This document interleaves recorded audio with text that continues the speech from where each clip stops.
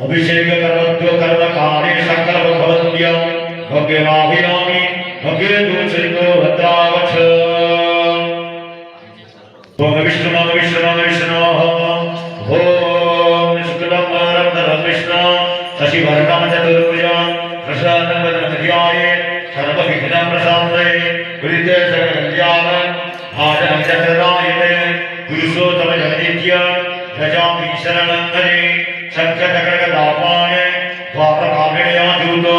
गोविन्दपटलीकाख्य रव्यामांशणाङ्गदा विष्णु अद्यः हृदयः निश्चित्वा भारतमुदस्ये असामसस्ते अन्नगो नमस्ते कृष्णावक्षे त्रयोदशीयुक्ताय चतुर्दशीयुक्ताय चतुर्दशीतीर्थौ विश्वरास्य शिवस्मै वरास्य चन्द्रांसि एवं यथास्थानेषु त्वमा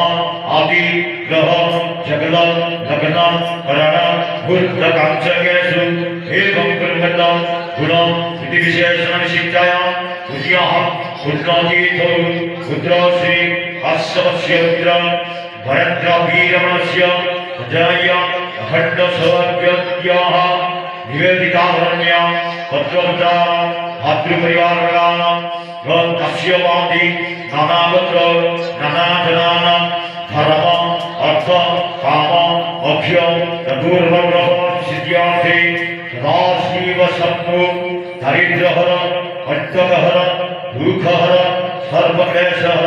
हर हर महादेवाय नमस्कार इत्यार्थे अभिषेक कर्मोदकर्म संकल्प